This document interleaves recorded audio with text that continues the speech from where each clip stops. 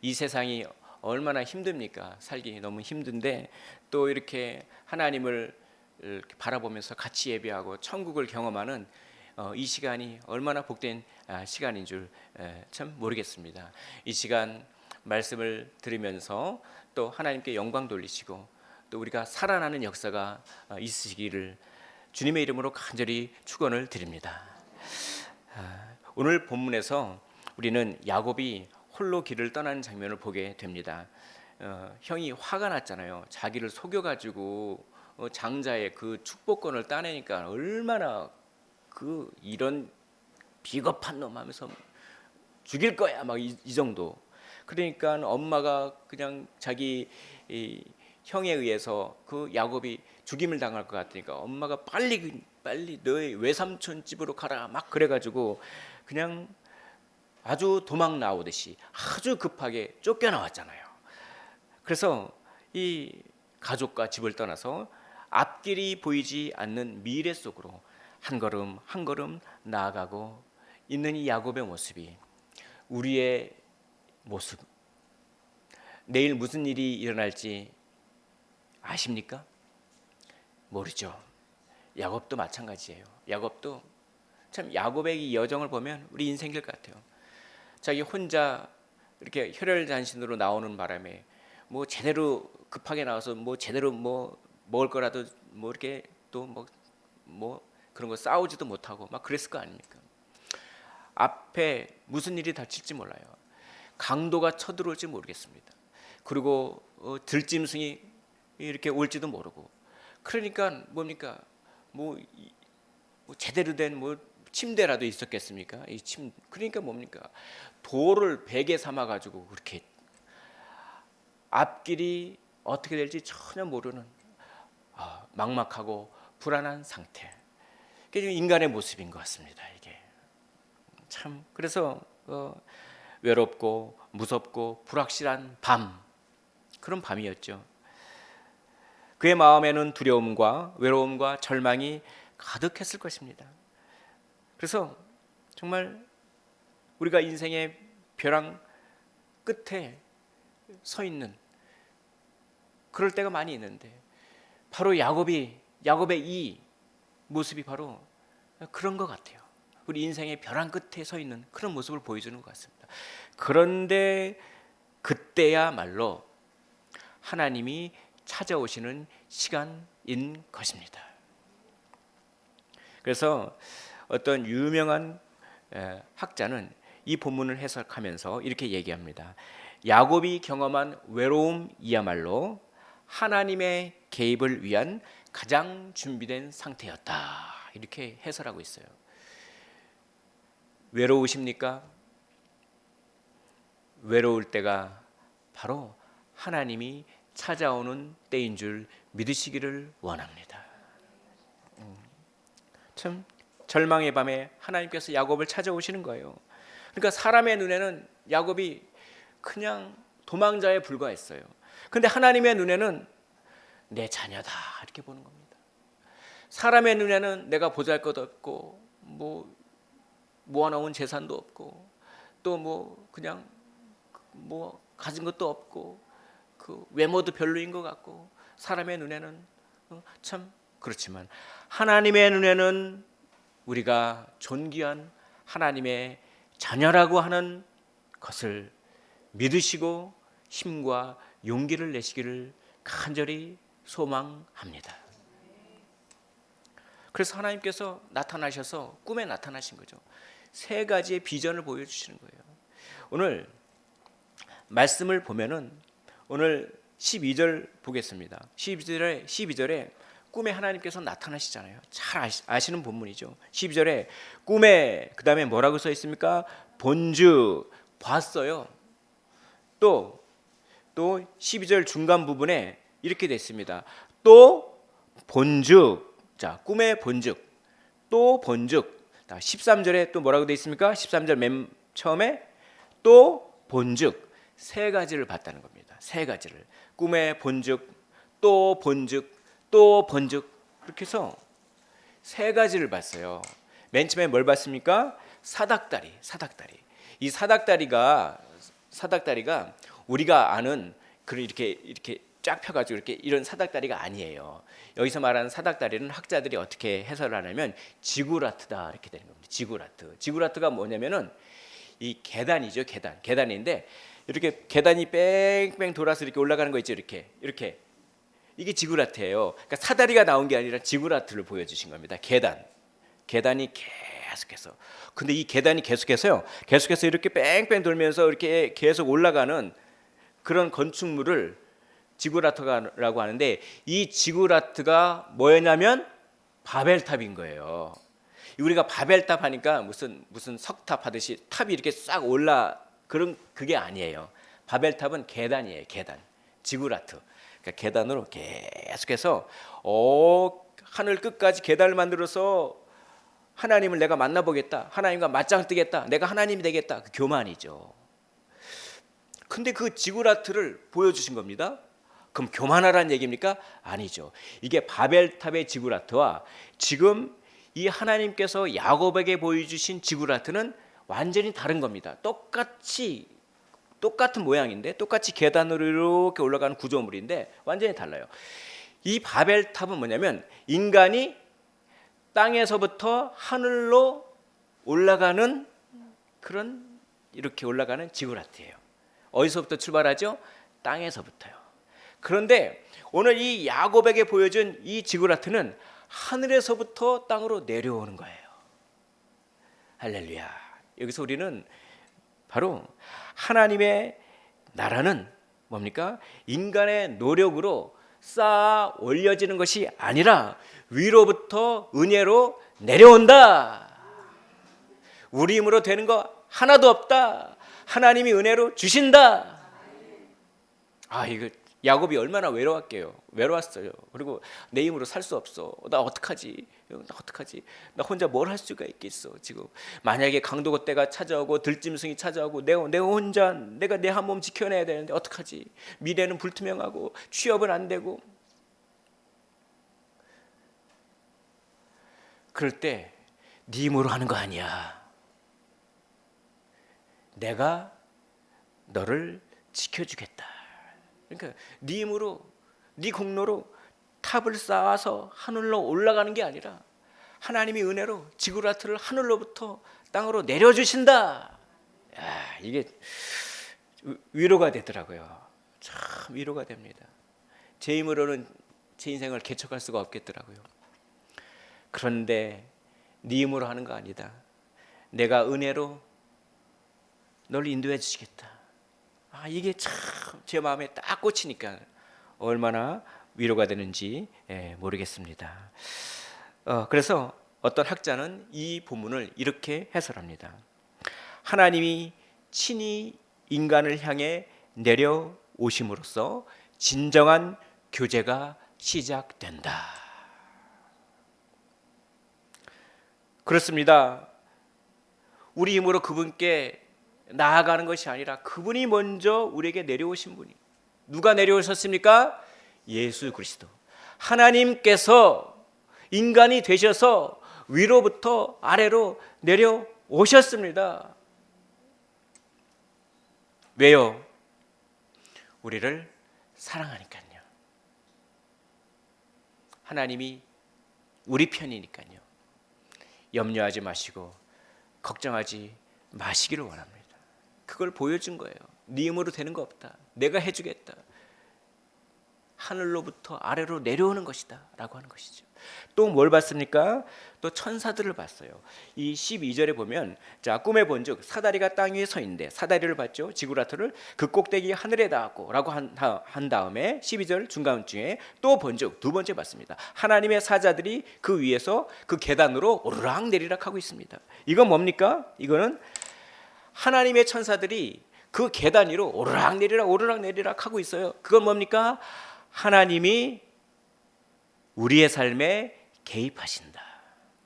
하나님이 우리를 위해 일하신다. 어떤 학자는 이걸 이렇게 해설합니다. 우리 교대 근무 있죠? 교대 근무 3교대로 돌아간다. 그래서 천사들이 오르락 내리락 하는 게 야곱을 지키기 위해서 교대 근무 쓰는 거라고. 왜냐하면 그 그런 게 근거가 다 있어요. 그러니까 24시간 야곱을 지키는 겁니다.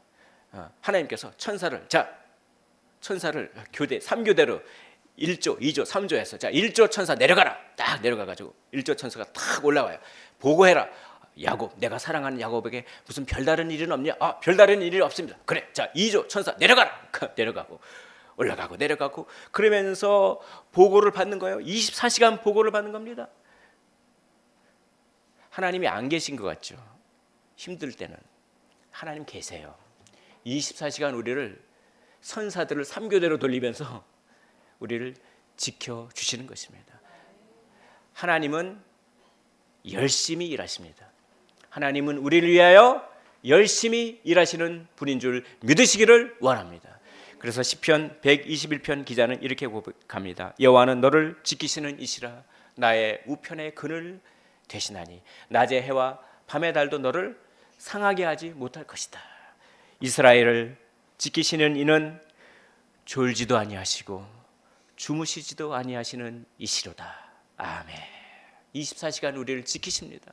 열심히 성실히 일하시는 분인 것입니다. 그 하나님의 열심의 최고봉이 무엇입니까? 예수 그리스도의 십자가입니다. 예수 그리스도를 이 땅에 보내셔서 자기 아들을 아끼지 아니하시고 십자가에 물과 피를 다 흘리기까지 우리를 위하여 일하시는 것입니다. 우리를 사랑하시니까요. 그리고 또 뭘 봤습니까? 또 13절을 보겠습니다. 13절 또 번즉 이렇게 됐죠. 또 번즉 여호와께서 그 위에 서서 이르시되 누구를 봤습니까? 하나님을 본 겁니다. 하나님이 어떤 형상인지는 모르겠어요. 아무튼 하나님을 경험했던 것 같아요. 근데 그 하나님이 야곱에게 이렇게 말씀하시는 겁니다. 나는 너의 그 할아버지, 너의 조부 아브라함의 하나님이요 이삭의 하나님이다. 이거는 뭐냐면 약속을 지키는 하나님이라 이런 뜻이에요. 이거는 아브라함에게 한 약속이 뭡니까? 너에게 땅을 주고 너의 자손이 많아질 것이다. 밤의 별처럼 많아질 것이다. 이 약속을 아브라함에게 주셨죠. 근데 그 약속을 아브라함에게만 주셨습니까? 아브라함의 아들 이삭에도 똑같은 약속을 주셨어요. 저 하늘의 별처럼 많은 그런 그 후손을 너에게 허락하겠다. 근데 그 약속을 지금 누구에게도 주시겠다는 얘기입니까? 야곱에게도 주시겠다는 얘기입니다. 그리고 그 약속을 주시는데 나는 약속을 신실하게 잘 지키는데 그 약속의 내용은 뭐냐? 오늘 이 본문에서 그 약속의 핵심은 뭐냐? 물론 후손을 주는 것이죠. 후손을 주는 것인데 그것 말고 또 핵심이 또 있습니다. 자, 바로 15절 말씀 보겠습니다. 15절 말씀 우리 한 목소리로 읽어 보겠습니다. 시작. 내가 너와 함께 있어 내가 어디로 가든지 너를 지키며 너를 이끌어 이 땅으로 돌아오게 할지라. 내가 허락한 것을 다 이루기까지 너를 떠나지 아니하리라 하신지라. 아멘. 너와 함께 있어 너를 떠나지 아니하리라. 이걸 약속하신 겁니다. 임마누엘이죠. 내가 세상 끝날까지 너희와 항상 함께 있을 것이다. 아멘. 하나님은 아브라함에게 하셨던 약속을 이삭에게도 하시고 야곱에게 하시고 그리고 끝까지 그 약속을 지키십니다. 그리고 그 약속을 주시고 자기는 빠져 계신 분이 아니라 그 약속을 이루시기 위해서 끝까지 우리와 함께 하신다는 것입니다.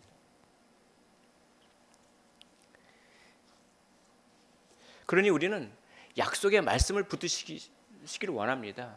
그 인간은 본능적으로요 눈에 보이는 것을 붙들려고 해요. 그래서 환경이 좋아지기를, 상황이 나아지기를, 기도 응답이 눈으로 보이기를 원해요. 그러나 성경은 이렇게 말하는 것입니다. 로마서 8장 24절에 이렇게 얘기합니다. 보이는 소망이 아니니. 소망은 눈에 보이는 것에 있다는 것이 아닌 것입니다. 눈에 보이는 건요 대체로 우리에게 소망을 주기보다는 절망을 줘요. 소망은 억지로 찾아내야 돼요. 소망은 우리가 억지로 찾아내야지 자연스럽게 주어지는 경우는 별로 없어요. 보십시오. 눈에 보이는 거, 아이고, 이게 제가 얼마나 죄가 많은지, 죄성이 많은지 전부 부정적으로만 봐. 아이고, 이거밖에 안 돼, 이거밖에 안 돼. 그러니까 보이는 건 전부 절망만 줘. 소망을 하려면 억지로 찾아내야 돼. 아, 이것도 감사하다, 저것도 감사하다, 이렇게 억지로. 자연스러운 것은 다 절망을 주죠. 그런데 소망은 어디서 시작되느냐? 하나님의 말씀을 신뢰하는 것에서부터 시작합니다. 하나님의 말씀을 신뢰하면 우리의 해석이 바뀌어요. 해석이 바뀌면 숨어있던 소망을 찾아낼 수 있는 것입니다. 참 여기 교회에 보물을 숨겨놓고 보물찾기를 했는데 우리 성경대학에서 어르신들이 보물을 잘 찾더라고요. 여기도 찾고 저도 찾고. 소망이 그런 것 같아요. 소망은 억지로 찾아내야 돼요. 자연스럽게는 인간이 죄성이 있어서 전부 네거티브, 전부 부정적으로만 생각해요. 소망은 찾아내는 것입니다. 억지로 찾아내는 거예요. 여기 제가 목이 마른데 물이 마시려고 보니까 코딱지만큼 남았어 지금. 아이고 이렇게밖에 안 남았어. 이게 자연스럽죠. 그런데 이만큼이라도 남았네. 한 모금 마실 수 있네. 이렇게 소망은 찾아내는 거예요. 근데 이 소망을 찾아내기 위해서는 반드시 말씀을 신뢰해야 합니다. 말씀을 신뢰해야 해석이 바뀌어서 그 바뀐 해석이 돼야만 소망, 꽁꽁 숨겨있던 소망을 찾아낼 수 있기 때문입니다. 그러니까 말씀을 주시는 거예요. 너 혼자가 아니야. 내가 있어. 너 외롭다고 생각하지? 내가 있다니까. 그 꿈에 나타나 있어. 하나님 그렇게 말씀하시는 거죠. 야곱에게. 네 해석을 바꿔. 소망을 좀 가져봐. 내가 너와 끝까지 함께 할 거라니까. 너는 외롭지 않은 존재다. 마귀는 나는 외로워. 자꾸 나는 힘들어. 근데 성령은 아니야. 내가 함께 있어. 내가 널 도와줄 거야. 내가 널 굳세갈 거야. 내가 참으로 나의 의로운 오른팔로 너를 붙들 거야. 이게 성령의 음성. 마귀의 음성은 아이고 이것밖에 안 돼. 아이고 내 팔자야. 마귀의 음성. 어떤 음성을 선택하실 것입니까? 바로 어깨는 성령의 음성을 선택하시기를 주의 이름으로 축복합니다. 그래서 참 어떤 어르신이 여기 계신 분들과 비슷한 한 80줄 정도 되시는 것 같은데 이제 남편을 일찍 사별하셨대요. 그럼 혼자 이제 고생하셔가지고 이렇게 아이들 3명 있는데 다 키웠는데 아이들이 또 외국에 다 이민 가서 살아버리네. 혼자 남았어. 한 70대 80대 된 어르신이요. 혼자 남으니까 외로우신가 봐요. 외로우시니까 성경책을 딱 펴고 시편 23편을 계속 읽으셨대요. 여호와는 나의 목자이시니 내가 부족함이 없으리로다. 그 나를 푸른 풀밭 쉴 만한 물가로 인도하시는 거예요. 내가 사망의 음침한 골짜기를 찾아 헤맬지라도 주의 지팡이와 막대기가 나를 안위하시나이다. 아멘. 원수의 목전에서 나에게 상을 차려주시니 정말 이자니 그렇죠? 그렇게 쫙 성경을 읊조리면서 기도하고 근데 감정적으로는 그래도 외롭다 그러는 거예요. 근데 자꾸 그걸 하니까 어느 순간 그 말씀이 갑자기 전에 알았던 말씀인데 그 말씀이 갑자기 크게 다가오는 겁니다. 여호와가 나와 함께 계시는구나. 주의 지팡이와 막대기가 나와 함께 계시는구나. 이게 그 말씀이 확 느껴지니까 그때부터 생각이 바뀌더래요. 내가 더 주님께 집중할 수 있는 시간이구나.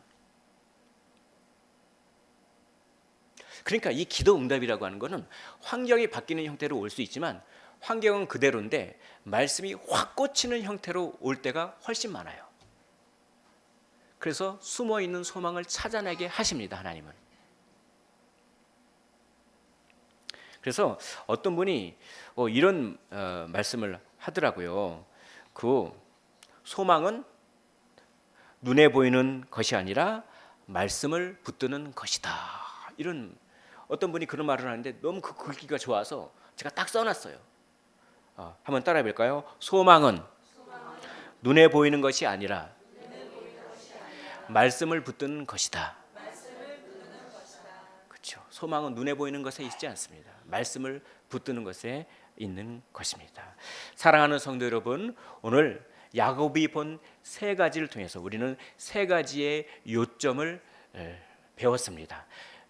그것을 다시 한번 말씀드리겠습니다. 기억 다시 한번 하시라고요. 첫째, 하나님의 나라는 우리의 공로가 아니라 위에서부터 은혜로 주어지는 것이다.